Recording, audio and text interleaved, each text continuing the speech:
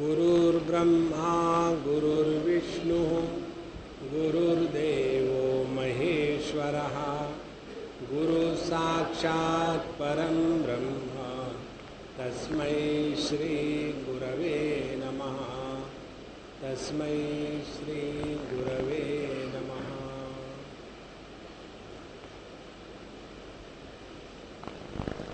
भगवान ने ऋषभ अवतार लेकर के मोक्ष की प्राप्ति करने वाले परमहंस धर्म का आचरण किया। भगवान का एक अवतार था ऋषभ देव जी के रूप में, और उन्होंने पहले गृहस्थ धर्म मनाया, राज्य किया, और उनका जो ज्येष्ठ पुत्र था भरत जी, उनको राज्य सौंप करके भूत वृत्ति से रहने लग गए। और उसके पश्चात उन्होंने यह जो अवधूत है उसका अवलंबन करके अपने देह का त्याग कर दिया।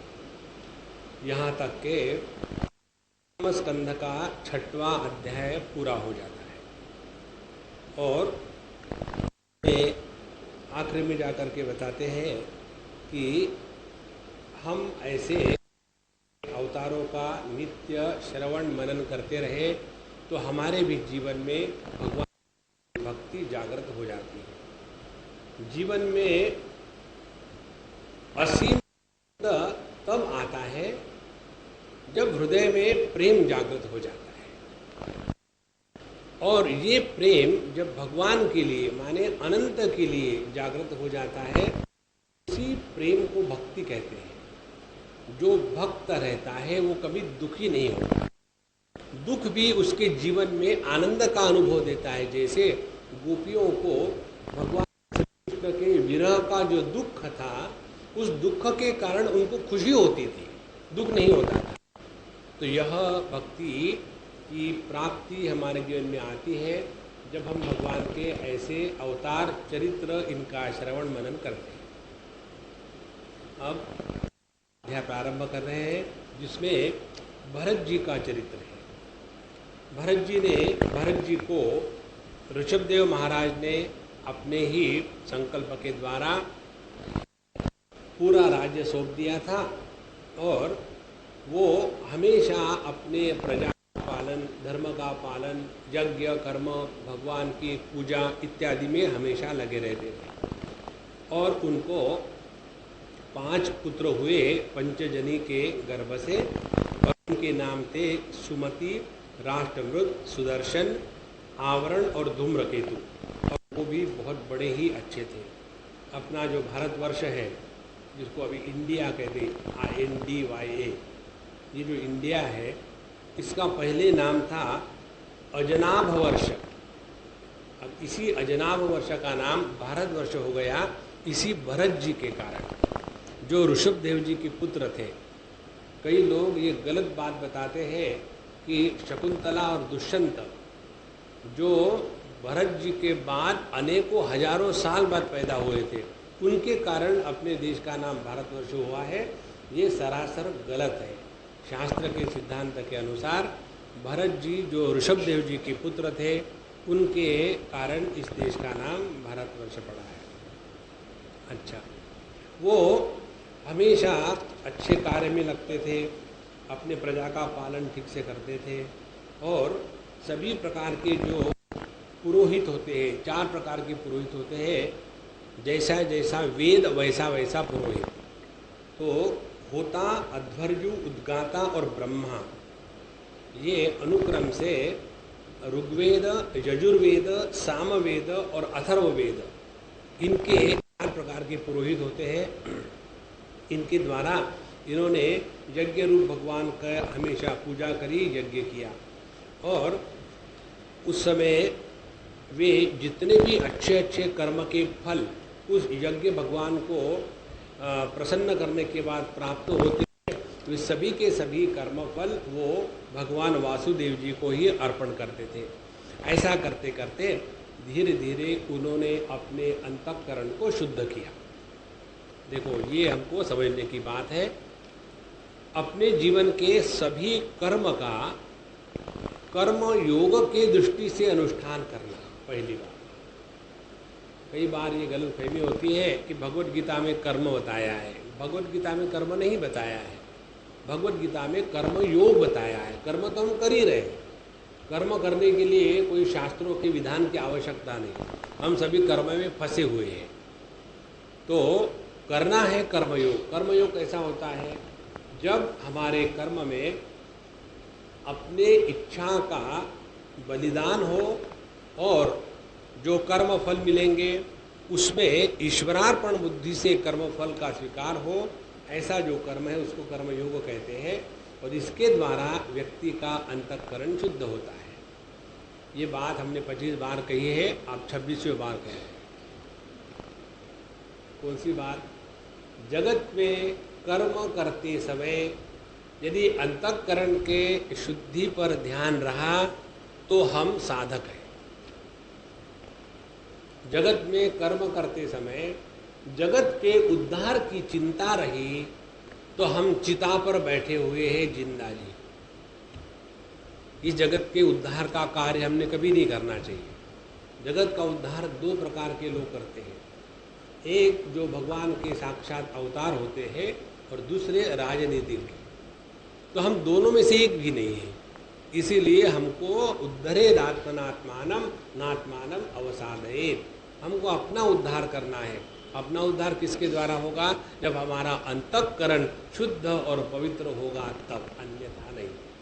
तो इन्होंने सभी देवताओं का अपने ही देह में आह्वान करके भगवान वासुदेव को प्रत्येक यज्ञ का जो फल है वो उन्होंने अर्पण कर दिया। इस प्रकार से धीरे धीरे उनका अंतःकरण इतना पवित्र शुद्ध हो गया कि उस शुद्ध अंतःकरण को कहते हैं वसुदेव।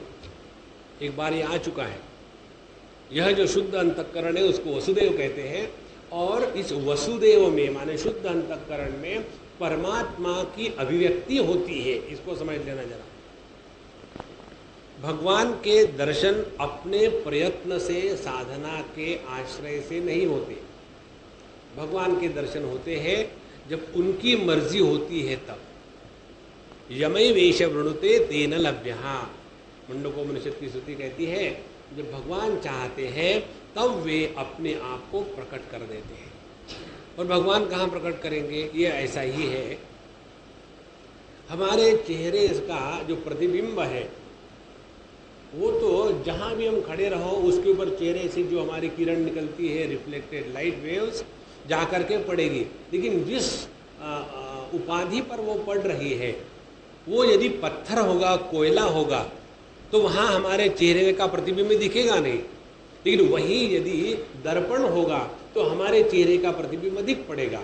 उसी प्रकार से परमात्मा तो हर जगह है, उसकी अभिव्यक्ति हमारे माध्यम से या हमारे लिए इसलिए नहीं होती क्योंकि हमारा अंतःकरण कोयले के जैसा है। उसमें काम, क्रोध, लोभ, मोह, मद, मात्सर्य, अविद्या, अस्मिता, राग, द्वेष, अभिनिवेश, ये सब के सब इतने ठसाठस भरे हुए हैं कि परमात्मा की अभिव्यक्ति हो ही नहीं सकती। इसीलिए जितनी साधना है उस साधना का मूल तत्व केवल एक ही है भैया, अपने अंतःकरण को शुद्ध करो, बाकी सब ठीक है। और अंतःकरण की शुद्धि का तात्पर्य क्या है? एक ही है, हमेशा प्रसन्न रहे। ब्रह्मभूत प्रसन्नात्मा न शोचति न कांक्षति। जितने आप प्रसन्न रहोगे उतने वर्तमान में रहोगे, जितने वर्तमान में रहोगे उतने एक चॉइसलेस रहोगे, और जितने चॉइसलेस रहेंगे उतने हम प्रभु के पास हैं। तो उन्होंने अपने अंतःकरण को इस प्रकार से शुद्ध कर लिया, तब सबके हृदय में अंतर्यामी रूप से विराजमान जो भगवान तत्व है, परमात्मा तत्व है, वो उनके हृदय में स्फुरित हो गया, अभिव्यक्त हो गया, शंख चक्र गदा पाणी इत्यादि सुंदर रूप से। इस प्रकार से धीरे धीरे उनकी भगवान में भक्ति बढ़ने लगी। एक और महत्व की बात, प्रत्येक साधक को अपने जीवन में अच्छे अच्छे अनुभव आते हैं परमात्मा के, लेकिन उनकी पहचान नहीं होती। देखो, हमको जागृत अवस्था का अनुभव है और हम उसको पहचानते हैं, हम स्वप्नावस्था को पहचानते हैं और स्वप्नावस्था का भी अनुभव हमको है। हम सुषुप्ति अवस्था को पहचानते हैं और सुषुप्ति अवस्था का अनुभव है। उसी प्रकार से हम सबको निर्विकल्प समाधि का अनुभव होता है।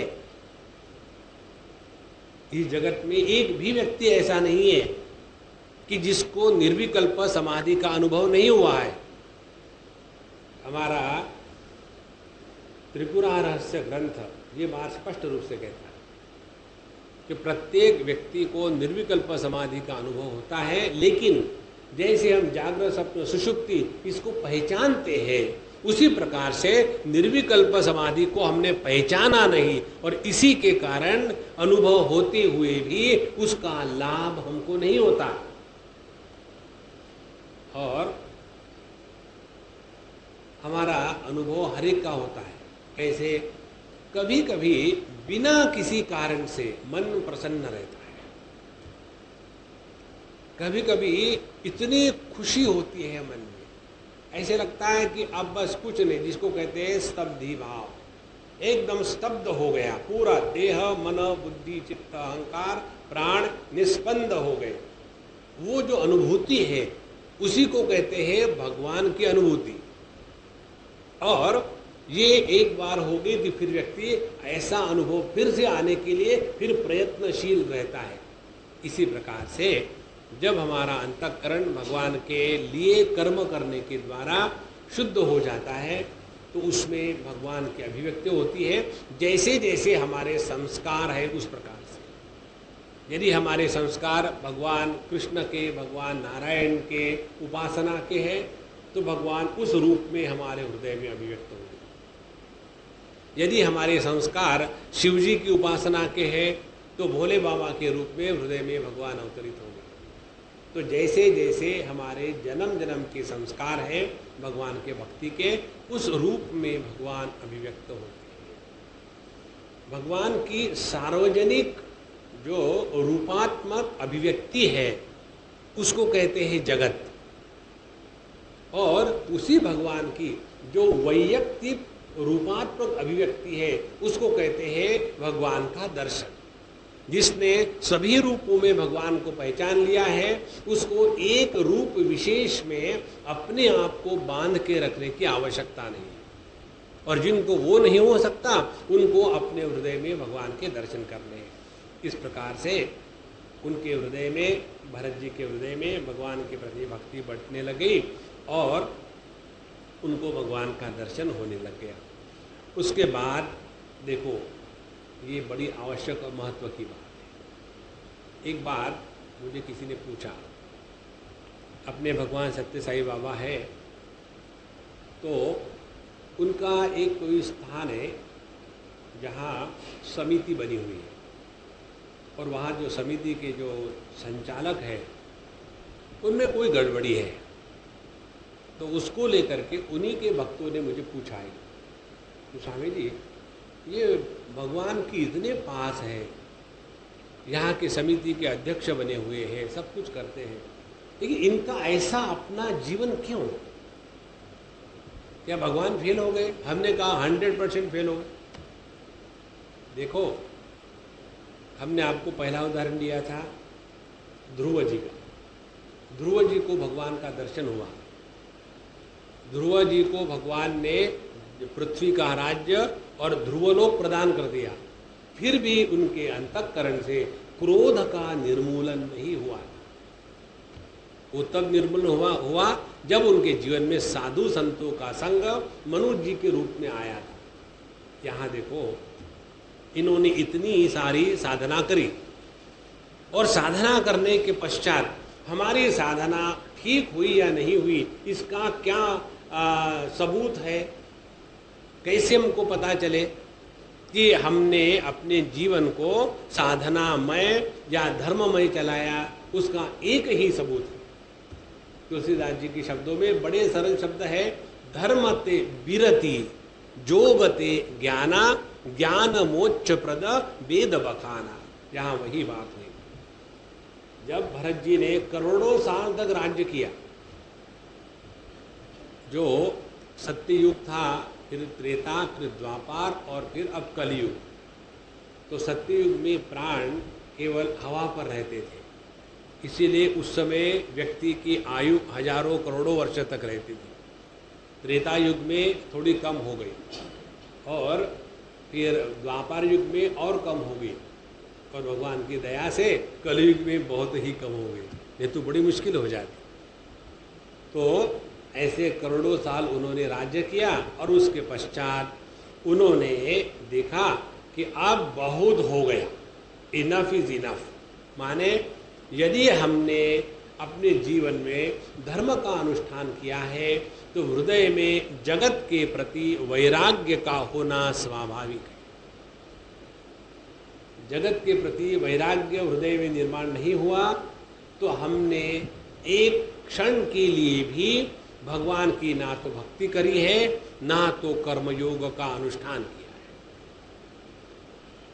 तो उनके हृदय में वैराग्य का निर्माण हुआ, और जैसे वैराग्य का निर्माण हुआ उन्होंने सब चीज़ों का त्याग करके अपने बच्चों में बांट दी। भैया अब तुम जा कर के इस राज गद्दी को संभालो, और हम चले पुलहाश्रम, जिसको हरिहर क्षेत्र कहते हैं, गंडकी नदी के किनारे। गंडकी नदी नेपाल में है, जहाँ शालिग्राम के पत्थर मिलते हैं, और यही शालिग्राम के जो पत्थर है ये भगवान विष्णु का लिंग माना जाता है, और उसी में भगवान विष्णु के लिंग का आराधना या आह्वान होता है। तो वहाँ चले गए और वहाँ जाकर के उन्होंने अपने आप को एकांत में रख करके भगवान की पूजा आराधना वहाँ जो जो भी वस्तु थे उसके साथ करने लगे, और केवल फल मूल इत्यादि आहार करके तपस्यामय जीवन जीने लगे। ऐसा करने से धीरे धीरे उनके हृदय से सभी विषयों के प्रति जो थोड़ी बहुत लालसा बनी हुई थी वो भी समाप्त हो गई। देखो भैया, ये तो अपने दिल को बहलाने के लिए होता है क्या, कि घर में बैठ कर के भगवान का नाम लिया जा सकता है। ये मालूम है किस लिए कहते हैं महात्मा लोग? हम आपको बता दें, हमको बताना नहीं चाहिए लेकिन बता देते हैं। इसलिए कहते हैं महात्मा लोग, ताकि ये गृहस्थ लोग आकर के महात्माओं का दिमाग न खाए। मैं घर में बैठ कर ही करूँ, मुझे बचाओ, दूसरा कोई नहीं उसका चक्कर। जब हृदय में वैराग्य हो गया तो हम लोगों का वैराग्य कैसा, ठीक है हम अब घर छोड़ के, स्वामी जी आपका आश्रम कहाँ है, वहाँ हम आ जाएंगे। अरे घर छोड़ करके आश्रम में नहीं जाना होता है, घर छोड़ करके जंगल में जाना होता है। वानप्रस्थ का तात्पर्य है वन में प्रस्थान करने के लिए जो तैयार है वो है वानप्रस्थी। ऐसे नहीं कि हम घर से निकलेंगे और महात्मा जी के स्वामी जी आपके आश्रम में सब कुछ ठीक है ना, वहाँ आ जाएंगे, राम राम बोलो। तो वो वन में जाकर के एकांत वृत्ति से रहने लग गए, और वहाँ उनके हृदय में थोड़े बहुत जितनी विषय की इच्छा थी वो भी समाप्त हो गई, और इसका परिणाम ये हो गया कि उनको परम आनंद की प्राप्ति हो गई। और उसके बाद धीरे धीरे सभी भक्ति के जो लक्षण है, जिसके हृदय में भक्ति जागृत हो जाती है, उनको रोमांच हो जाते हैं, आंखों से आंसू की धारा बहती है, कंठ गदगद हो जाता है, भगवान के नाम स्मरण में व्यक्ति पागल के जैसा झूमने लग जाता है। ये सभी के सभी लक्षण उनके जीवन में होने लगे, और इस प्रकार से धीरे धीरे उनका जगत के साथ सभी संबंध टूट गया, और इस प्रकार से भगवान के प्रति ही वो अपने आप को समर्पित करके रहने लग गए। और एक बार की बात है, अब देखो ये जो चरित्र है वो हम सब के लिए है, कि जो किसी भी वस्तु में आसक्त होने के कारण कैसा हम अपना सत्यानाश करते हैं। 8वें अध्याय में बताते हैं सुखदेव जी महाराज, एकदा तु महानद्याम कृताभिषेक नियम आवश्यकः। एक बार गंडकी नदी में सब उन्होंने अपना स्नान संध्या इत्यादि कर लिया, और वहीं नदी के किनारे बैठ करके अपना जप इत्यादि कर रहे थे भरत महाराज, भरत राजा। और उसी समय वहाँ नदी के किनारे एक हिरनी आई, प्रेग्नेंट हिरनी। और जब वो वहाँ आई, हिरनी वैसे ही डरपोक रहते हैं, हमेशा चौकन्ने होकर देखते कहीं आकर के शेर वगैरह खा ना ले, तो पानी पी ही रही थी। तो उसी समय बड़ी जोर से शेर की आवाज़ आई, और जैसे शेर ने बहुत जोर से चिल्लाया तो ये इतनी घबरा गई और एकदम इस नदी से उस पार जा कूदने के लिए जोर से कूद पड़ी, और उसी समय उसका अबॉर्शन जैसा हो गया और जो बच्चा था वो पानी में गिर गया। और वो हिरनी है नदी के उस पार जा कर के घबरा करके गुफा में जाके मर गई। और ये जो बच्चा पैदा हुआ था पानी में गिरा, इस भरत ऋषि ने, भरत महाराज ने, जो वहाँ तपस्या और भगवान की भक्ति करने के लिए आए थे और इतने भगवान में मस्त हो गए थे, उन्होंने उस हिरनी के बच्चे को पानी में बहते हुए देखा और जा करके उन्होंने बचाया। तो यहाँ बहुत सूक्ष्म विषय है, ध्यान देना, पूरा का पूरा मन लगा करके। ये जो 3 गुण हैं प्रकृति के, सत्व, रजस और तमस, ये तमाशा करने के लिए होते हैं, इसीलिए उसका तीसरा गुण है तमस, माने तमाशा करने वाला। कैसा है? सत्व गुण हमेशा सत्व रूप में नहीं रहता, उसका विकृतीकरण हो जाता है रजोगुण में। रजोगुण हमेशा रजोगुण में नहीं रहता, उसका विकृतीकरण हो जाता है तमोगुण में। इस प्रकार से ये सत्व, रजस, तमस जो 3 गुण है, 14वें अध्याय में भगवान ने बताया स्पष्ट रूप से। जब सत्व और रजस को दबा दिया जाता है तो तमोगुण ऊपर आता है, जो तमस और रजस को दबा दिया जाता है तो सत्वगुण ऊपर आता है, जो सत्व और तमस को दबा दो तो रजोगुण ऊपर आता है। इस प्रकार से ये तीनों गुणों का परिवर्तन हमेशा होते ही रहता है। अब यहाँ क्या हुआ? इन्होंने भगवान की भक्ति करी, प्रेम किया, जगत का त्याग कर दिया, तपस्या करी, ये सभी के सभी सत्वगुण के प्राधान्यता के लक्षण हैं। ये होने के बाद उसी सत्वगुण की प्रधानता को लेकर के जब उन्होंने देखा कि एक हिरनी का बच्चा जल में गिरा है, नदी में गिरा है, तो उसके प्रति करुणा निर्माण हुई। ये भी सत्वगुण का ही लक्षण है, और इसी के कारण जाकर के उस बच्चे को वो ले आए और उसका लालन पालन करने लगे, ये भी सत्वगुण का लक्षण है।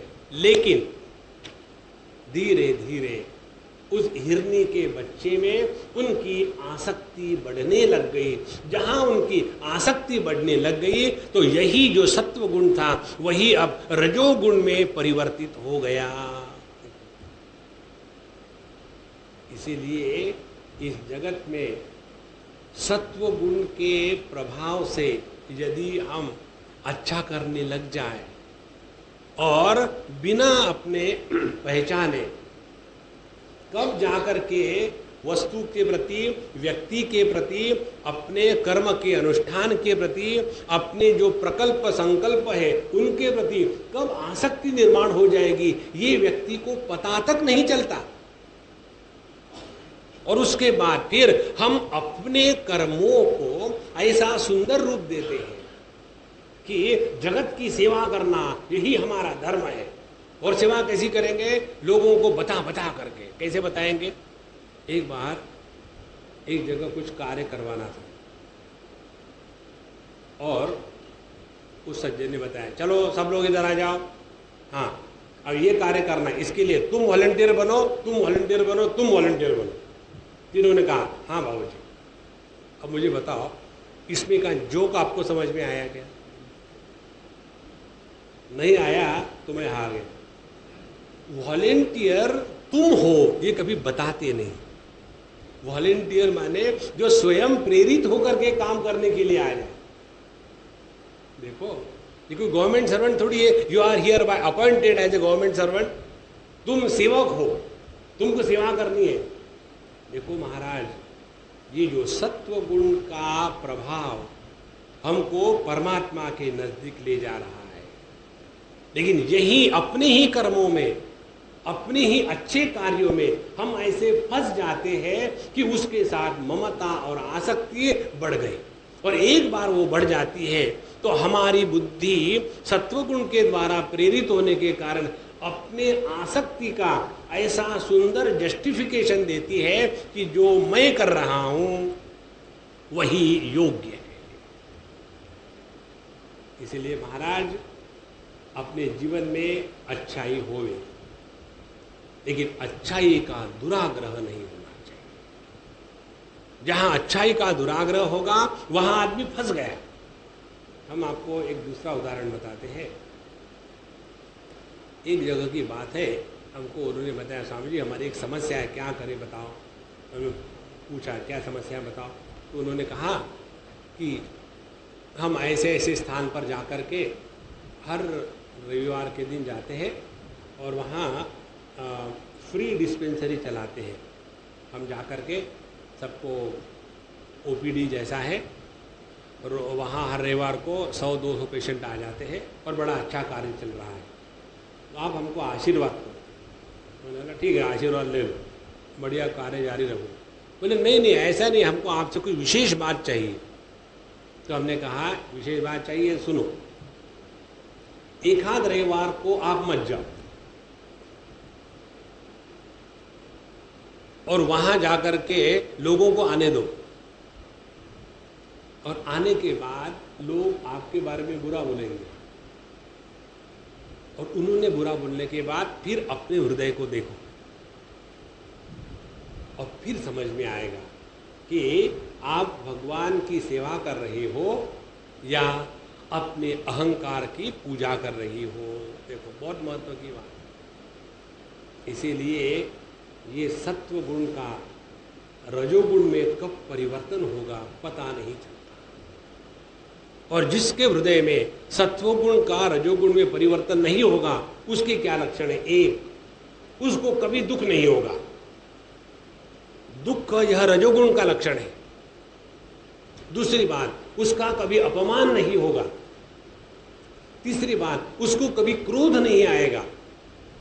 और चौथी बात, उसको अपने सफलता की नशा नहीं चढ़ेगी। देखो महाराज, ये सब बताने के लिए श्रीमद् भागवत महापुराण में यह भरत जी के चरित्र का वर्णन आया है। अच्छा महाराज, अब उन्होंने इस प्रकार से जब देखा, वह जो गर्भ था उस हिरनी के पेट में नीचे गिर पड़ा, और उन्होंने फिर उस बच्चे को बड़ा करने के लिए अपने पास ले आए। ले आने के बाद धीरे धीरे धीरे धीरे उस बच्चे में ममता बढ़ने लग गई। ये जो 5वां स्कंद है इसमें मूल रूप से सब प्रोज ऑर्डर में लिखा है, इसलिए आपको ढूंढने में कठिनाई होगी कहाँ है क्या है, चक्कर में मत पड़ो। इसमें श्लोक नहीं है, शोक है। तो वो इसी चक्कर में हमेशा विचार करने लगे कि अब यह जो बच्चा है इसका खाने का प्रबंध करना है, इसको भेड़ियों से बचाना है, उसके लिए घास तोड़ के लाना है, उसको प्यार करके मेरा सोना बेटा खाओ। मुझे बड़ा आश्चर्य लगता है, लोग अपने कुत्ते को बेटा बेटी कहते हैं। अगला वाक्य आप पूरा कर लो। किसके यहाँ मैं था तो वो अम्मा बात कर रही थी, you are very naughty, you never listen to me, you are so bad, why are you like this. तो मैं सोच रहा वो अपने लड़के से बच्ची से लड़की से बात कर रहे।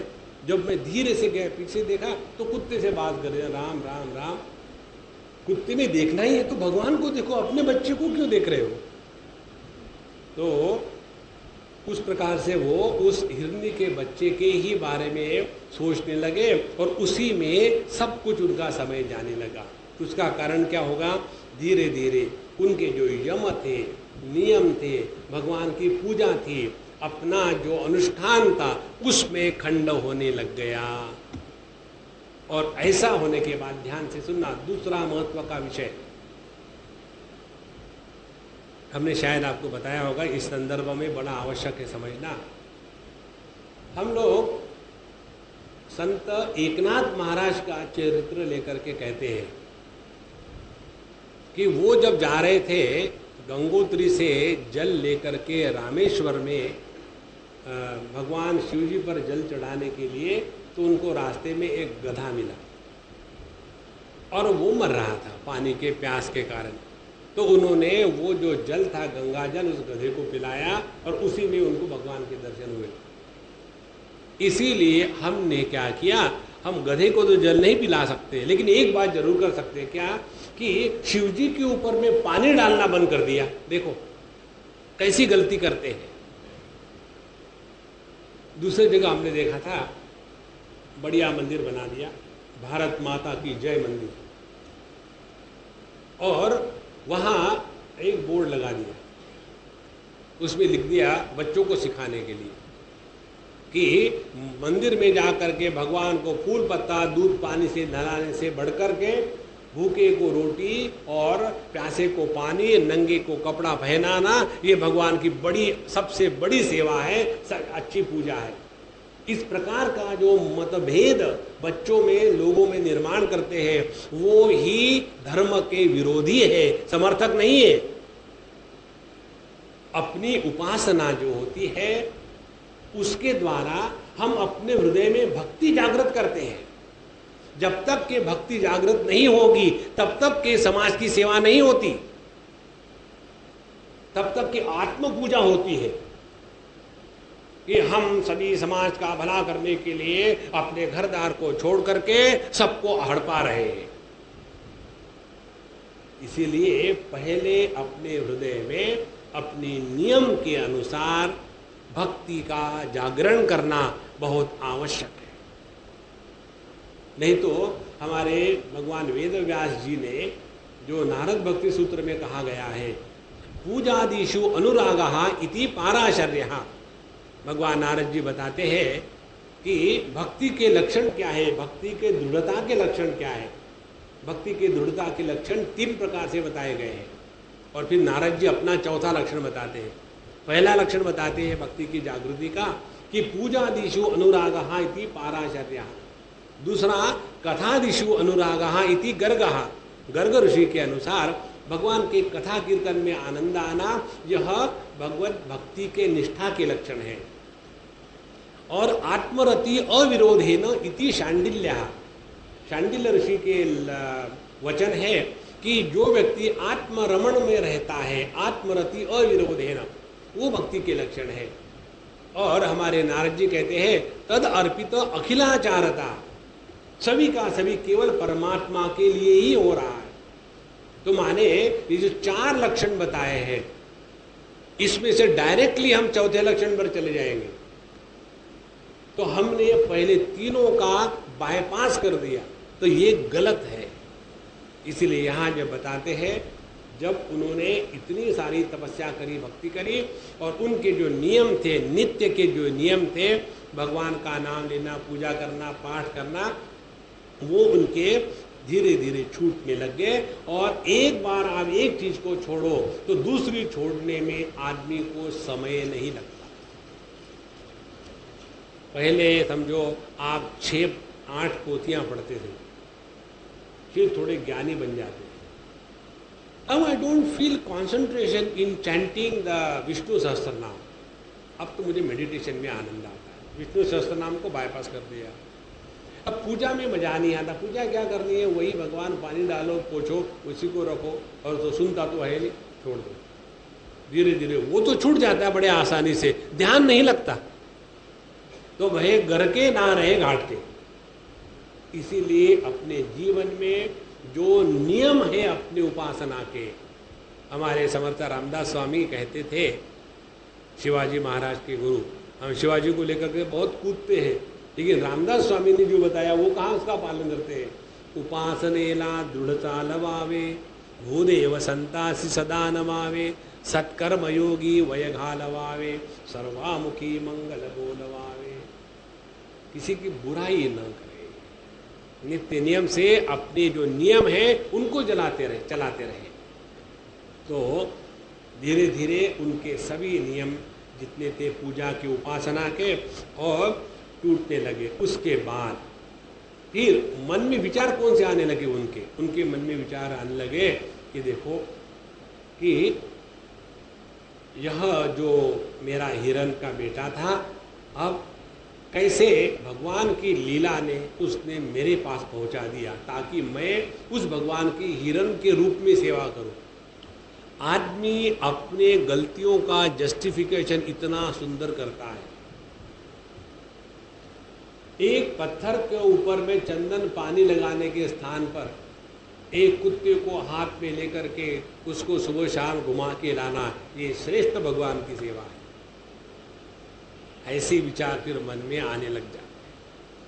देखो भैया, जैसे बताते हैं कि हाईवे पर कार चलाने के पहले उस कार पर पूर्ण नियंत्रण आना चाहिए, इसीलिए हम फुटबॉल के ग्राउंड पर चलाते हैं। अभी तो फुटबॉल के ग्राउंड पर भी ठीक नहीं चला सकते, लेकिन बात कहेंगे वहाँ फुटबॉल के ग्राउंड पर घूमने करके पेट्रोल वेस्ट करने के स्थान पर किसी मरीज को लेकर के यदि हम हाईवे से हॉस्पिटल में पहुँचा देंगे तो वो अच्छा गाड़ी चलाना होगा। लेकिन पहले ये देखो कि आपको मालूम है क्या गियर किसको कहते हैं, कब क्या दबाना है, गलती से कुछ और दबा बैठे तो। उसी प्रकार से जब तक के हृदय में भक्ति जागृत नहीं होती पूरी तरह से, तब तक के समाज सेवा का नाम जो है अपने अहंकार के पूजा का सामान है। इसीलिए अपने हृदय में भगवान की भक्ति को जागृत करने के लिए वैयक्तिक भगवान की पूजा बहुत आवश्यक है।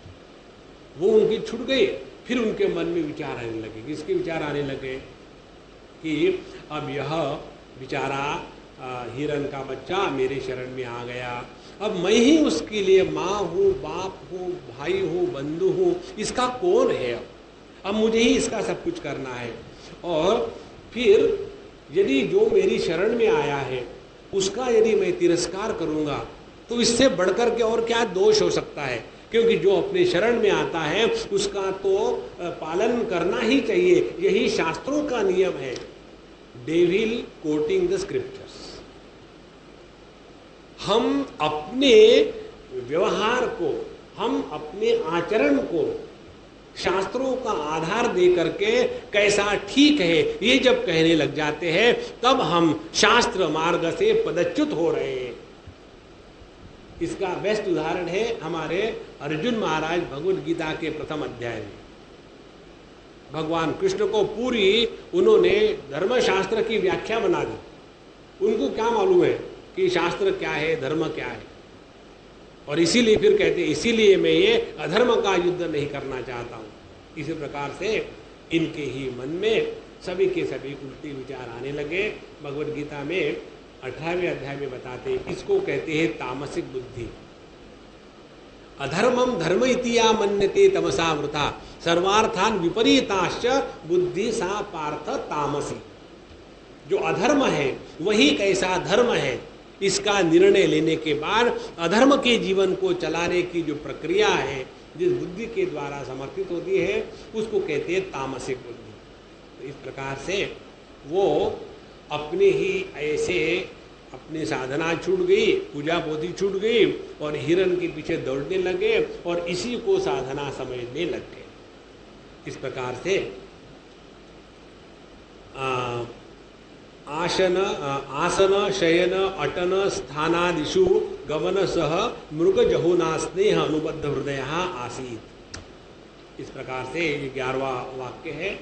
इस प्रकार से उन्होंने चलते समय, बैठते समय, सोते, टहलते, ठहरते, घूमते, उठते, बैठते केवल उसी हिरण के बच्चे के साथ ही रहना पसंद किया और उसके साथ बड़े आसक्त हो गए। अब आप अपने अपने बच्चों को देखो, बच्चों के स्थान पर एक हिरण के बच्चे को रख दो और जो हो रहा था वो हो गया। 24 घंटे मेरा बच्चा, चिक चिक चिक चिक। अरे कभी तो प्रभु का नाम हमको एक बार याद आती है, एक सज्जन ने हमको बताया, शायद हमने आपको बताया होगा। बोले स्वामी जी आपने कभी वो महाभारत देखा है? हमने जब मौका मिला तब देखा है। तो बोले हमने जब भी उसमें भगवान कृष्ण की लीला देखी है तो भगवान कृष्ण की लीला देख करके मुझे अपने पोते की याद आती है। तो मैंने कहा कि वो B.R. चोपड़ा आत्महत्या करे।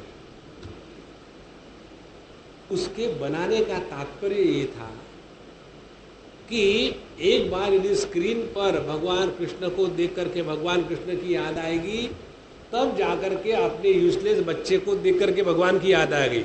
लेकिन आपका उल्टा हो रहा, भगवान को देख करके बच्चे की याद आ रही। इसीलिए उनका मन हमेशा उसी हिरण के बच्चे में आसक्त होने लग गया, और जब भी वो कुछ भी काम करते तो हमेशा अपने साथ में उसको ले जाते। डर यही कि कोई भेड़िया आकर के, शेर आकर के इसको खा ना ले। और कभी कभी वो हिरण का बच्चा जब घास खाने के लिए इधर उधर दौड़ता तो इनको डर लगता कि देखो समझता नहीं, नादान है, बेवकूफ़ है, चलो मैं उसको उठाता हूँ। फिर हाथ में से कमंडलू छूट गया, पुष्प छूट गए और पोथी छूट गई, और उस हिरण के बच्चे को सर पर रख करके फिर वो घूमने लग गए। आसक्ति का कोई अंत नहीं। और ऐसा करते करते जब कभी वो मृग बालक इधर उधर घूमता, इनको दिखता नहीं, तो वो बड़े दुखी होकर के हमेशा भगवान से प्रार्थना करते कि भगवान उस बालक को बचा लेना, वो नादान है। और जब वो आ जाता कहीं से तो कहते कि हाँ भगवान तुम्हारा भला करे बेटा, ऐसे ही आया करो, घूम के मत जाना इधर उधर। और जब वो उस बालक को कभी नहीं दिखते तो ऐसे दुखी हो जाते हैं माने जिसका कोई सुहृद मर गया हो या पूरा धननाश हो गया हो। और फिर वो अपने ही साथ वार्तालाप करने लग जाते हैं। पहले भगवान के साथ जब वार्तालाप करो तो हृदय में उपलब्ध होता है, और जब जगत के परिच्छिन्न वस्तु व्यक्तियों के साथ वार्तालाप करो तो वो आसक्ति का बंधन बनता है। तो उनकी आसक्ति और बढ़ गई, और हमेशा ऐसे कहते थे देखो मैं कितना अनार्य हूँ, मूर्ख हूँ, मैंने थोड़ी भी फिक्र नहीं करी, उस बच्चे को इधर उधर जाने दिया, और मैं कभी भी ऐसे अपने आप को माफ़ नहीं करूँगा। और देखते हैं कि कहीं चला तो नहीं गया, और फिर जा कर के वो इस हिरण से बात करते हैं। क्या कहते हैं? हे हिरण राजकुमार, देखो कुत्ते को नहीं कहते हम my sweet darling little baby, और बेबी आकर के चटक पटक करती है, सार्वत में भाव नारायण। तो वो जब चला गया इधर उधर में तो कल्पना करने लगे मेरा ये हरिण राजकुमार कहाँ चला गया, कब वो आएगा और कब मेरे हृदय को प्रसन्न करेगा। उसकी वो झूठ मूठ की जो खेल था वो मुझे चिढ़ाने के लिए लगता था। मुझे याद है जब भी मैं ध्यान लगाने के लिए बैठता, झूठ मूठ का उस हिरण के राजकुमार को चिढ़ाने के लिए, तो वो आकर के अपने, वहाँ शब्द है, अपने दवबिंदु के जैसे नरम सिंगों से, सिंह कभी दवबिंदु के जैसे नरम होते हैं, तो अपने दवबिंदु के जैसे नरम सिंगों से आकर के मुझे खुजला करके मेरा ध्यान तोड़ने का प्रयत्न करता है। He is very naughty. हाँ, ये सब आसक्ति का प्रकार है और कुछ नहीं है नारायण। और कभी ये हिरण जब ये अभी हवन कर रहे सामग्री लगा करके, तो आकर के वो घास को वहाँ से उठा करके ले जाता, कहीं घूमने चले जाता, और इनका जितना पूजा सामान इकट्ठा किया है वो भी सब अपवित्र हो जाता। उस समय भी ये अपने गुस्से को रोक करके उसी के पीछे आसक्ति में फंसे रहते थे। और कभी कभी वो देखते हैं कि अपने ही उस हिरण के बच्चे के पद चिन्ह जब जमीन पर पड़े हुए हैं, तो वो कहते थे ये पृथ्वी कितनी भाग्यवान है ये पृथ्वी कितनी भाग्यवान है कि मेरे राजा बेटा के चरण चिन्ह इस पृथ्वी पर आए हैं। और इस प्रकार से इस पृथ्वी पर जहाँ मेरे बेटे के चरण चिन्ह पड़े हैं, वहाँ यज्ञ के लिए यह स्थान चुना गया है। इससे बढ़कर के पृथ्वी का और क्या अहोभाग्य हो सकता है। फिर वो कभी चंद्रमा को देखते, और वहाँ देखने में जो हिरण दिखता है चंद्रमा में, उसको देख करके फिर वो दूसरी कल्पना करते कि देखो यह मेरा हिरण जो है साक्षात नक्षत्र के जैसा चंद्रमा में जाकर के आरूढ़ हो गया है। कितना मेरा प्यारा है।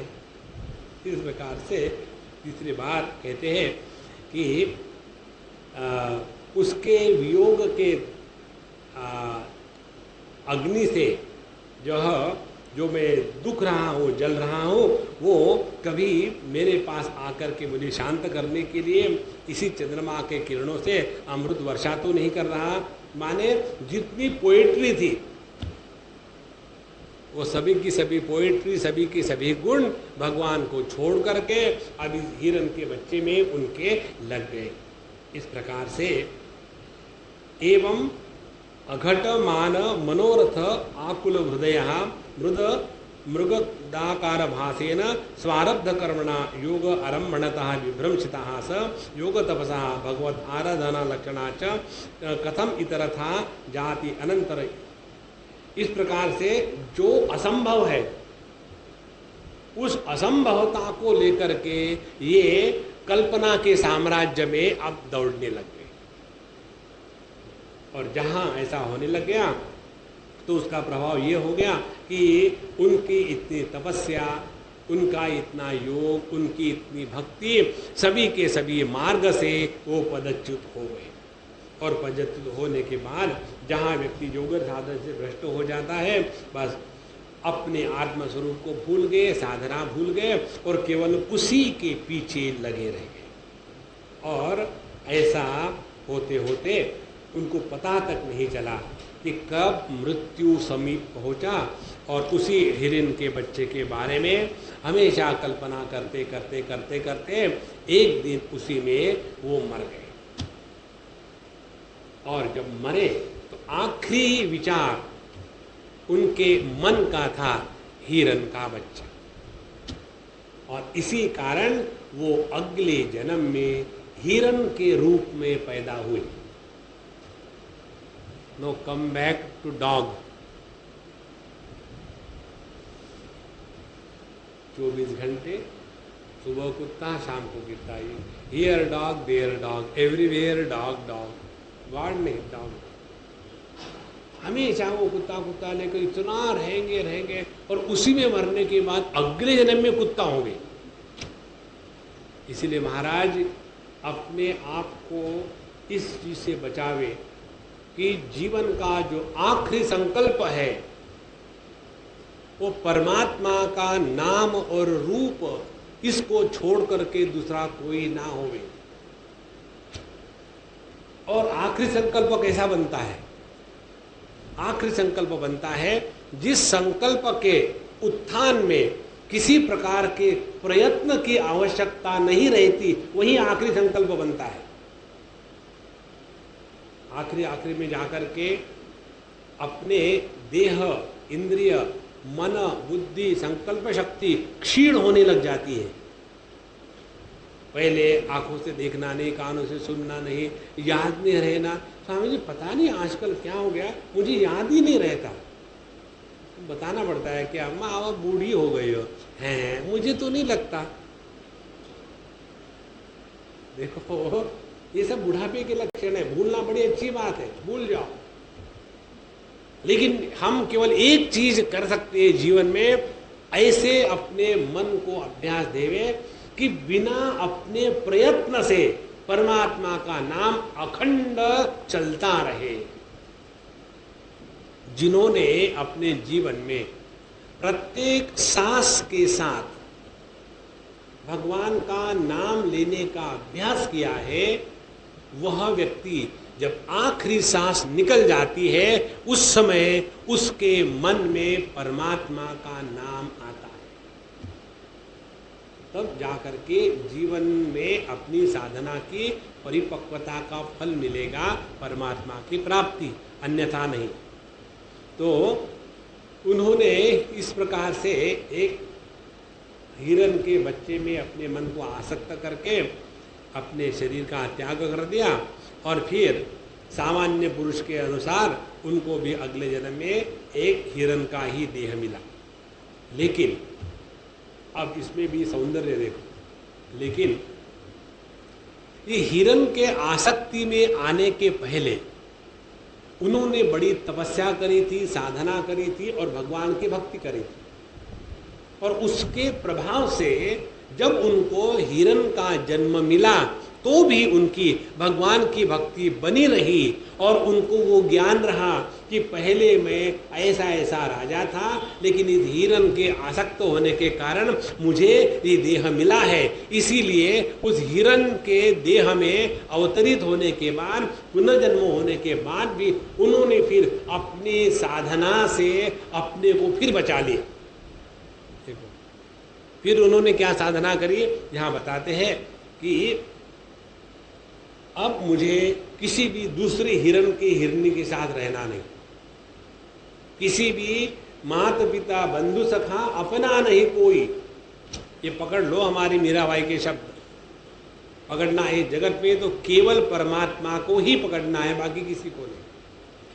तो धीरे धीरे उन्होंने अपने जितने भी रिश्ते नाते थे, उनकी मुर्गी माँ मुर्गी पिता सबका त्याग करके फिर वो पुलस्त्य आश्रम में, पुल ऋषि के आश्रम में चले गए और वहीं रह करके धीरे धीरे वो अपने समय का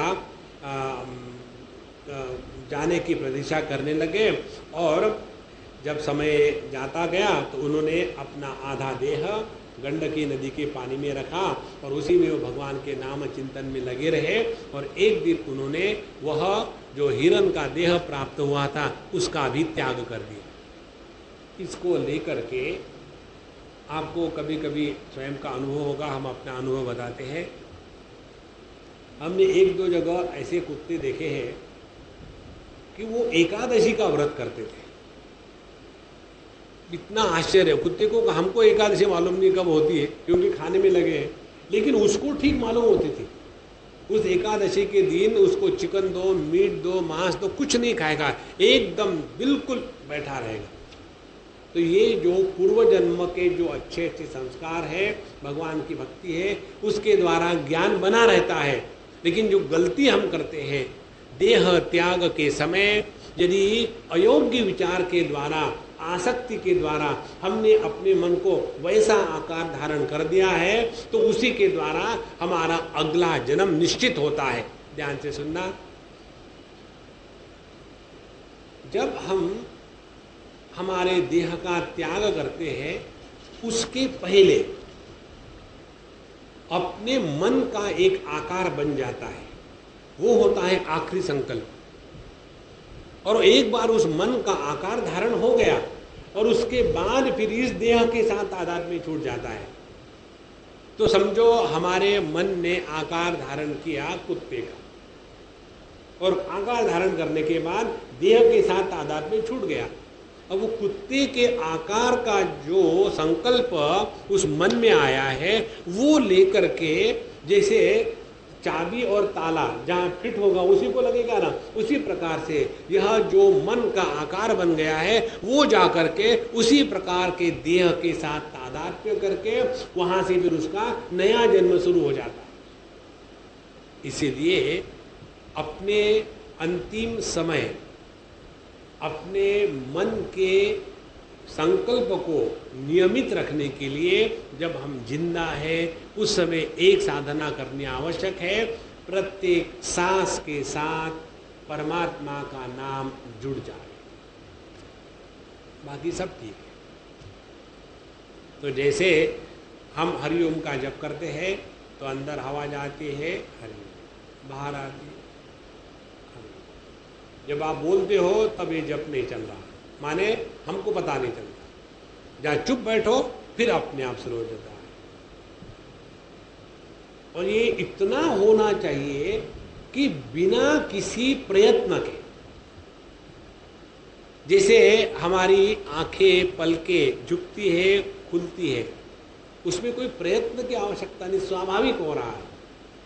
जैसी हमारी सांस चलती रहती है बिना किसी प्रयत्न के, उसी प्रकार से भगवान का नाम स्मरण अखंड बिना प्रयत्न के चलता रहेगा, तब जाकर के हम अपने आप का उद्धार कर सकते हैं। इस प्रकार से भरत जी ने जो हिरण का देह मिला था उसका भी त्याग करके फिर उनका अगला तीसरा जन्म हुआ, एक ब्राह्मण कुल में उनका जन्म हुआ। और श्री शुक वाच 9वां अध्याय है, अथ कस्यचित् द्विजवरस्य अंगिरः प्रवरस्य शम दम तपस्वाध्याय अध्ययन त्याग संतोष तितिक्षा प्रश्रय विद्या अनसूया आत्मज्ञान आनंद युक्तस्य आत्मसदृश श्रुत शिलाचार रूप औदार्य गुण एव सोदर्या अंगजा बभूवुः मिथुनम च यवीयस्याम भार्यायाम। तो यह जो हमारे भरत जी महाराज थे, उन्होंने पहला देह त्याग करने के बाद जब उनका तीसरा जो जन्म हुआ अंगिरस गोत्र में, कहाँ हुआ, कैसे हुआ? ऐसे ब्राह्मण के घर में जन्म हुआ कि जो शम दम तप स्वाध्याय वेद अध्ययन त्याग संतोष तितिक्षा विनय विद्या अनुसूया आत्मज्ञान आनंद इत्यादि सभी गुणों से संपन्न थे। ऐसे ब्राह्मण के घर में उनकी जो द्वितीय पत्नी थी, उनके यहाँ एक जुड़वे बच्चे के रूप में जन्म हुआ। उनकी जुड़वी बहन थी और ये थे भाई। इस प्रकार से उनका जन्म हुआ।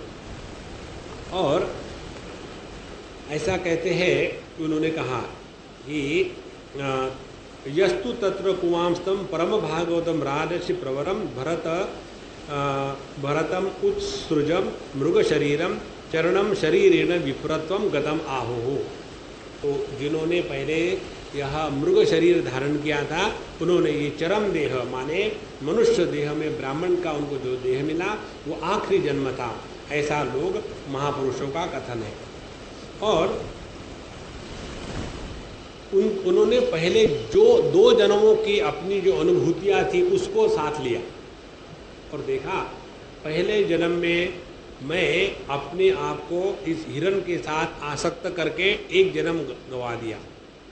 दूसरे जन्म में हिरण का जन्म प्राप्त होने के बाद भी आसक्ति के कारण अपने आप को बचाया और बचाने के कारण अब मुझे ये ब्राह्मण जन्म प्राप्त हुआ है। इन दोनों जन्मों का अनुभव लेकर के फिर उन्होंने निश्चय किया, अब इस जन्म में आकर के मैं किसी के भी साथ कोई भी आसक्ति के साथ नहीं रहूं। और उसके कारण फिर वो सभी से डरते थे, हमेशा अकेले में रहते थे। जो साधारण बच्चों का जीवन होता है ना, खेलना कूदना ये करना वो करना, वो सबसे उपरत होकर के अपने आप में रहते थे और हमेशा भगवान के ही गुण कीर्तन संकीर्तन मन में ही चलता रहता था। और साधारण लोगों के लिए वो दिखते थे कि जैसे कोई पागल हो, मूर्ख हो, अंधा हो, गूंगा हो, इस प्रकार से उनका वातावरण चलता था। उनके पिताजी जो सभी गुणों से संपन्न थे, अपने इस मूर्ख बालक के प्रति भी उनके मन में बड़ा प्यार था और इसीलिए सभी बच्चों के जैसा इन्होंने अपने इस मूर्ख बच्चे का भी यह उपनयन संस्कार जनेऊ वो करवाया। और वो करवाने के बाद फिर उसको सब सिखाने का प्रयत्न किया, लेकिन ये कोई भी चीज़ सीखने को ही तैयार नहीं। और उन्होंने सोचा अब चातुर्मास आया है, बारिश वर्षा प्रारंभ हो गई है, तो उसको 4 महीने तक के कम से कम कुछ नहीं तो गायत्री का मंत्र ही सिखा दे, ताकि जिंदगी भर ये करता रहेगा तो अपना भला करेगा। जिसको कुछ भी नहीं आता उसने कम से कम गायत्री का जप करने से भी भला होता है। इसलिए उसको सिखाने का प्रयत्न किया, लेकिन ना तो वो प्रणव का ओम का उच्चार कर सके, ना तो वो भूर्भुवः स्वः इन तीनों को व्याहृति कहते हैं इसका उच्चारण कर सके। तो त्रिपदा जो गायत्री है, तत्सवितुर्वरेण्यम भर्गो देवस्य धीमहि धियो यो न प्रचोदयात्, इस मंत्र का भी उन्होंने कभी जप करना सीखा नहीं। इस प्रकार से पिताजी हार गए और ये अपने पागल के जैसे मस्त रहने लगे। समय आया पिताजी भी मर गए। अब इनकी जो सौतेली माँ के बच्चे थे, सौतेली माँ थी, तो वो इनका पालन करने लग गई और इनको क्योंकि पागल थे तो दुनिया भर के काम देना, परेशान करना और इसी में मस्त रहने लगे। और कोई उनको पागल कह के बुलाते, कोई मूर्ख कहते, तो उनको किसी भी प्रकार से कोई अपमान ही नहीं होता। इस प्रकार से जो मिला खा लिए, जो मिला वो पहन लिए, जहाँ मूड आया चले दिए। इस प्रकार से वो नित्य निरंतर अपने आत्मानंद में ही मस्त रहते थे और देहाभिमान को कभी भी उन्होंने समर्थन नहीं किया। और ऐसा उनका धीरे धीरे जीवन चलता गया, बड़े हुए। और यहाँ उन्होंने कहा है कि जैसे हमारे वाराणसी में आप कभी चले जाना, वहाँ शिव जी के मंदिर में जाने के लिए छोटी छोटी गलियाँ हैं, और वहाँ लोग भगवान के लिए एक बैल बच्चे को अर्पण करते थे भगवान को। अब वो बैल का बच्चा भगवान को अर्पण किया है, उसको कोई रोक भी नहीं सकता, वो खा पी करके संड मुसंड हो जाते हैं और जहाँ मर्जी आए चले जाते हैं। तो वैसे नंगे सांड के जैसे ये हमारे भरत जी महाराज मस्त होकर के रहने लग गए, और उन्होंने अपने ब्रह्मतेज को, ज्ञान को इस पागलता में छुपा के रखा था। और उसके बाद जब उनके वो जो मैला जनेऊ था उसको देते थे लोग, तो कहते थे कि शायद ये कोई अधम ब्राह्मण है और इसीलिए इसका और अपमान करो, इसने ब्राह्मण जाति को कलंक लगाया है। इस प्रकार से उनको बहुत ही अपमानित करते, लेकिन इनका अपमान होता ही नहीं। खाने के लिए भी घर में जो बचा कुचा है वही देते, उनसे सभी प्रकार का काम करवा लेते। और ये सभी का सभी ये महात्मा जी बड़े प्रेम से और आनंद से करते रहे। देखो, अपने जीवन में जब आदर बहुत आता है तो समझ लेना कि हम गलत मार्ग से जा रहे हैं, और जब अपमान होता है, जब कष्ट आते हैं, जब दुख आते हैं, जब अपने अहंकार पर चोट लगती है, तब समझ लेना हम योग्य मार्ग से जा रहे हैं। क्योंकि सुख जो है वह पुण्य कर्म का फल है, दुख जो है वह पाप कर्म का फल है। तो जितने दुख जीवन में आएंगे उतने हमारे पाप क्षय हो रहे हैं। इसलिए अपने जीवन में ऐसे स्थान में अपने को हमेशा नहीं रखना चाहिए जहाँ बड़ा आदर मिलता हो। साधना करने के लिए लोग आश्रमों में जाना चाहते हैं। कौन सा आश्रम? वो आश्रम जहाँ इनके लिए स्पेशल कुटिया बना के रखी गई हो, जहाँ इनके लिए एक नौकर सामान लेने के लिए तैयार हो, जहाँ उनको कमरे में खाना पानी दाना दूध मिल्क मसाला सब पहुँच रहा हो, वहाँ जाकर के हम आश्रम में रहेंगे। 5 स्टार आश्रम ये साधना नहीं है, ये साधना का कार्टून है। सत्संग के लिए जब हम तीर्थ क्षेत्रों में जाते हैं तो ऐसे जावे जैसे कोई पहचानता ही नहीं अपने को, साधारण व्यक्ति के जैसे लाइन में खड़े हो जाओ और वहाँ जा कर के सबको जो मिलता वो खा के देखो। फिर देखो धीरे धीरे धीरे धीरे पता चलता है कि अहंकार का वायरस कितना डीपली पूरे सिस्टम को इन्फेक्ट किया हुआ है। तो इस प्रकार से ये किसी भी प्रकार के मान अपमान का त्याग करके अपने आप में मस्त रहते थे। अब देखो ये जो भरत जी का चरित्र यहाँ बताया है और हमारे कन्हैयालाल में जो भगवान प्राप्ति का लक्षण बताया है, दोनों में कितनी समानता है। ये श्लोक हमने आपको कई बार बताया, हमारा बड़ा प्यारा श्लोक है ये। भगवान कहते 6वें अध्याय में, शीतोष्ण सुख दुखेशु जितात्मनः, जीवन में सुख दुख के कारण जिसके मन पर प्रभाव नहीं होता, और मानापमानयोः प्रशांतस्य, मान अपमान के द्वारा जो उद्वेग को प्राप्त नहीं होता उसका परमात्मा समाहितः, उसको मानो परमात्मा मिल ही गया है। देखो साधना साधना कहते हैं इसको। तो उन्होंने इस प्रकार से अपने जीवन को चलाना शुरू किया। एक बार की बात है, एक डाकुओं का सरदार था, उसने एक काली माता की पूजा करी जिसमें वो मनुष्य का बलि चढ़ाना चाहता था ताकि उसकी सभी इच्छाएं पूरी हो। तो उसने कपाली पुरोहित को इकट्ठा किया और अब किसी का बलि चढ़ाना है तो एक आदमी को पकड़ा ताकि उसको बलि चढ़ाया जाए। लेकिन वो आदमी भाग गया कैसे? भगवान की इच्छा के अनुसार। फिर वो निकले ढूंढने के लिए, तो ये संड महाराज आराम से झूम के चल रहे थे, किसी की फिक्र ही नहीं, इनको ले गए। इनको ले गए वहाँ। तो उन्होंने सोचा कि चलो अच्छा है, भगवान की क्या लीलाएं देखते हैं। तो उनको रस्सी से बांध कर ले गए और उसके बाद उनको नियम के अनुसार खूब नहलाया और खूब बढ़िया कपड़े पहनाए और सब कुछ किया, खाना खिलाया, नाच हुआ, गाना हुआ, मदिरा हुई, सब कुछ हुआ। इनको लगा आज क्या मज़ा है, सभी बढ़िया बढ़िया चल रहा है। उसके बाद उनको बलि देने के लिए उस वेदी पर चढ़ाया। उसके लिए भी वो तैयार, किसी भी प्रकार का कोई विरोध ही नहीं, निर्विरोध अस्तित्व परमात्मा होता है।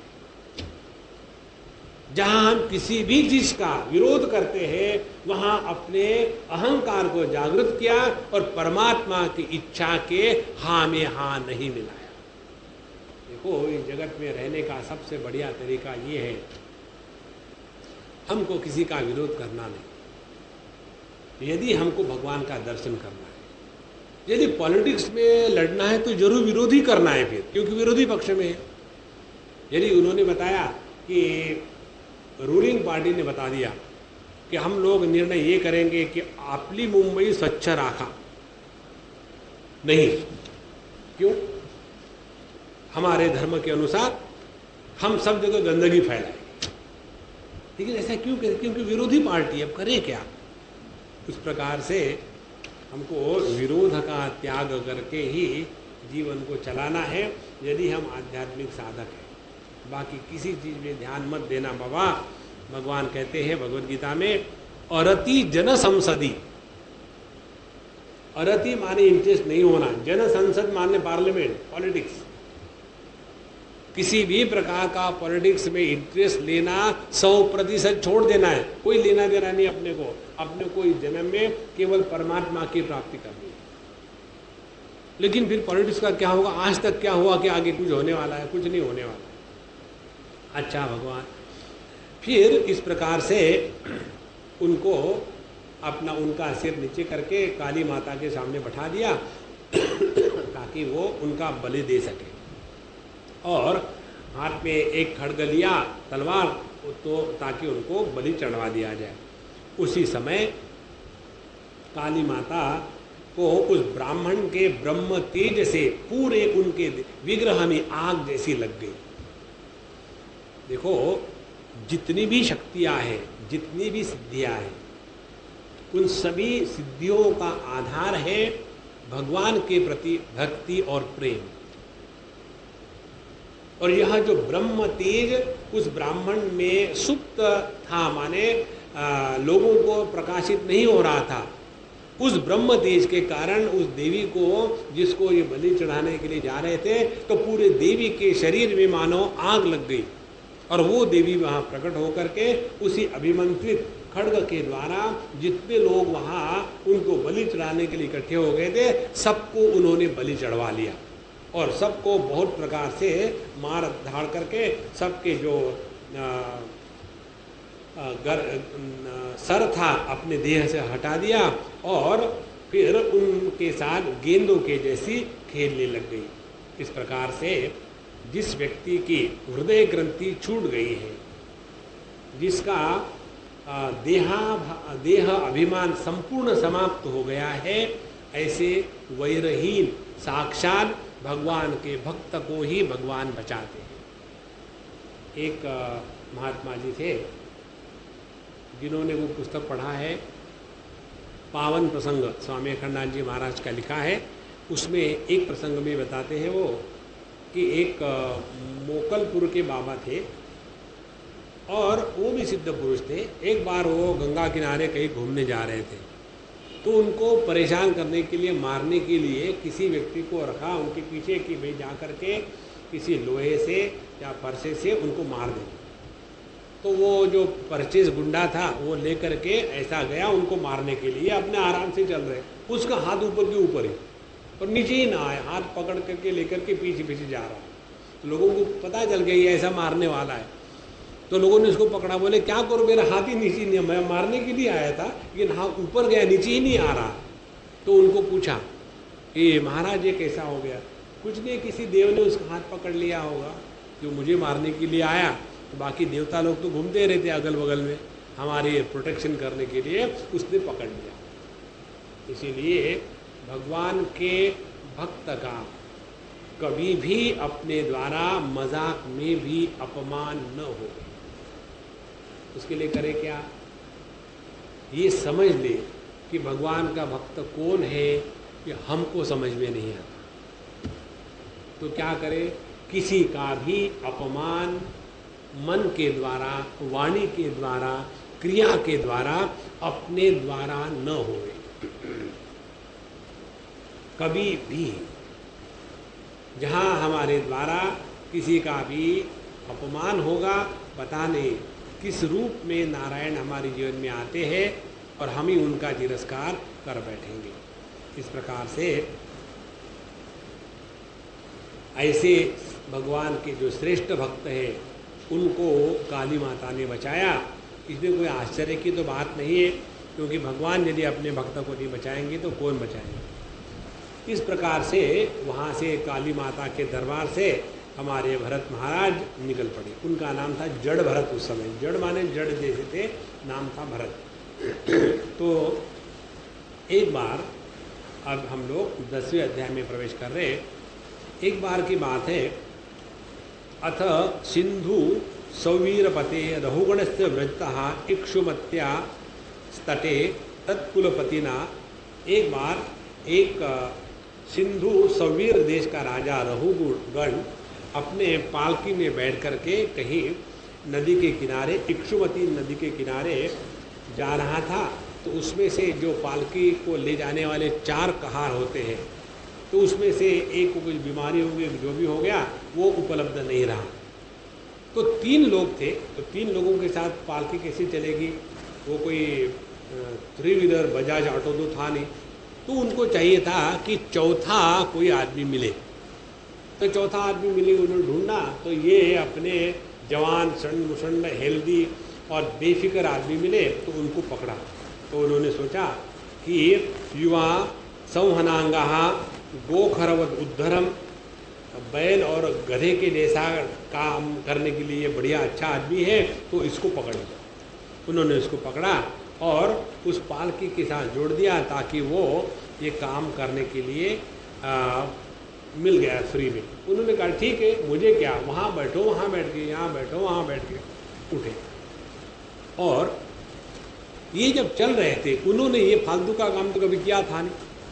वो भी आप जानते होंगे, जब ये जिन्होंने दक्षिण में जा कर के किसी अयंगार मंदिर में जाना, अयंगार मंदिर विष्णु भगवान के मंदिर होते, शिव जी के नहीं होते, माफ़ करना। अयंगार के मंदिर को शिव जी को कहूँगा तो सभी अयंगार आकर के मुझे फाड़ के खा जाएंगे। तो शिव जी के भगवान नारायण के मंदिर में वो पालकी उठा करके चलते हैं मंदिर के मंदिर में। तो जो एक तो मुख्य मूर्ति होती है, दूसरा होता है उत्सव मूर्ति, उत्सव विग्रह। उत्सव विग्रह बना होता है धातुओं का, और मूर्ति मूल होती है पत्थर की। तो उस उत्सव विग्रह को पालकी में रख करके चलते हैं। उसके लिए 4 लोग होते हैं, सामने 2 पीछे 2, ऐसी पालकी उसको योग जैसा होता है, चलते हैं। चलते समय सबका बायां पैर साथ पड़ता है, फिर सबका दाहिना पैर साथ पड़ता है, तब जाकर के उसका प्रॉपर बैलेंस रहता है। नहीं तो एक ने बाया एक ने दाएं कर दिया, खड़ खड़ खड़खड़ होगा, अपना स्पीड ब्रेकर के जैसा गाड़ी चलेगा। तो इनको तो कुछ पता नहीं। और ये जब वो पालकी लेकर के चला रहे थे, तो उनका ध्यान हमेशा इतनी ही नजर में था कि कीड़ा न मर जाए, कोई चींटी न मर जाए, इसीलिए वो कूद कूद करके चले थे। कीड़ा आया तो कूद दिए, नहीं तो धीरे चल गए। इसके कारण वो पालकी का जो बैलेंस था वो हमेशा अपसेट होता था, और उसके कारण राजा जो अंदर बैठा है उनको बड़ी परेशानी, दुख हो रहा था। तो उन्होंने कहा कि ठीक से पालकी चलाओ, ऐसे क्यों चला रहे हो। तो बाकी के जो कहार थे उन्होंने कहा कि महाराज हम तो ठीक चला रहे, जो नया लाया है ये बड़ा विचित्र है, और इसके कारण हम लोग इसके साथ चल नहीं सकते हैं। तो राजा ने सोचा, राजा भी सत्संग को ही जा रहा था, तो उसने सोचा कि अच्छे सभी व्यक्ति हो, लेकिन उसमें एक यदि दोषवान व्यक्ति हो तो सभी अच्छे लोगों का अच्छापन उसमें डूब जाता है, क्योंकि दोष बड़े प्रबल होते हैं।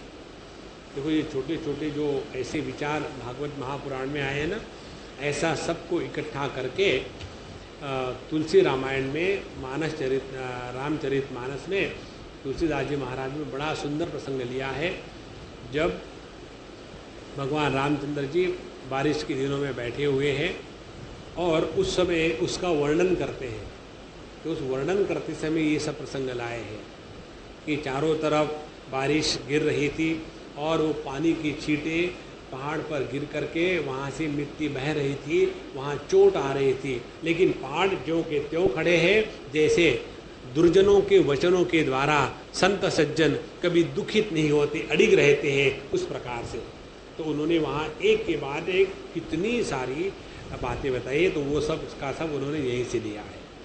अच्छा महाराज, इस प्रकार से वो सोचते थे कि एक दोषी व्यक्ति के साथ रहने से बाकी भी सब लोग गड़बड़ कर देते हैं, इसका मतलब है किसी भी एक भी दोषी व्यक्ति के साथ नहीं रहना।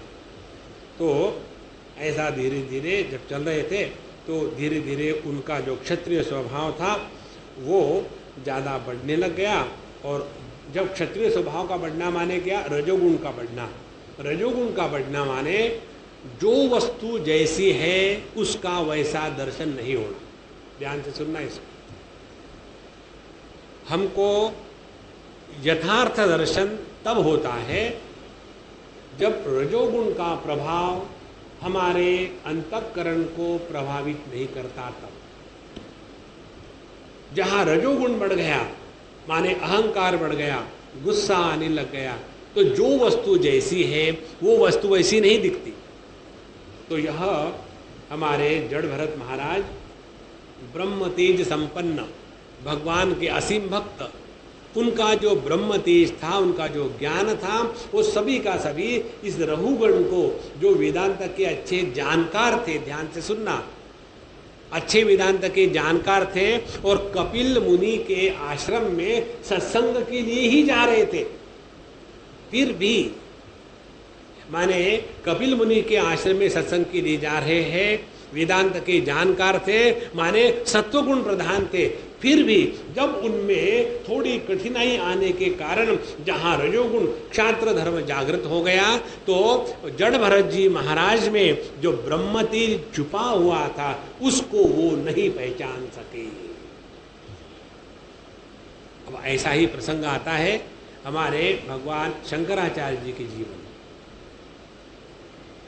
सत्वगुण से व्यक्ति कब रजोगुण में बंधन में आएगा इसका कोई भरोसा नहीं। उनके जीवन की कथा आती है भगवान शंकराचार्य जी के।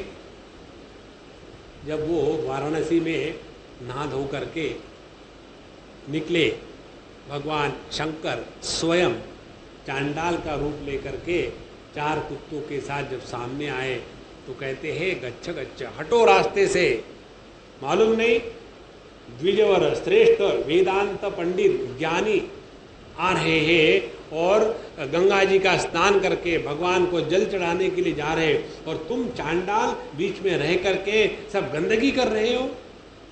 उस समय क्या हो गया, उस समय रजोगुण के कारण उनकी जो दृष्टि थी 2 क्षण के लिए एकदम बाधित हो गई। जो उसी भगवान शिव ने कहा कि देह को हटाना चाहते हो कि आत्मा को हटाना चाहते हो, उसी क्षण जहां सत्संग हो गया फिर वो रिवर्ट बैक अपने सत्वगुण में स्थित हो गए। इसीलिए यहाँ यह रहुगुण राजा भले सत्संग कर रहा हूँ, लेकिन जहाँ रजोगुण जागृत हो गया वो उस संत के हृदय में स्थित जो ब्रह्म तेज है उसको नहीं पकड़ पाया। इसीलिए बाबा एक ध्यान रखना, कोई भी कार्य करते समय क्रोध यदि आपका साथी है तो कार्य मत करना। कोई भी कार्य करते समय यदि अपने मन में रजोगुण जागृत हो गया हो तो वो कार्य मत करना।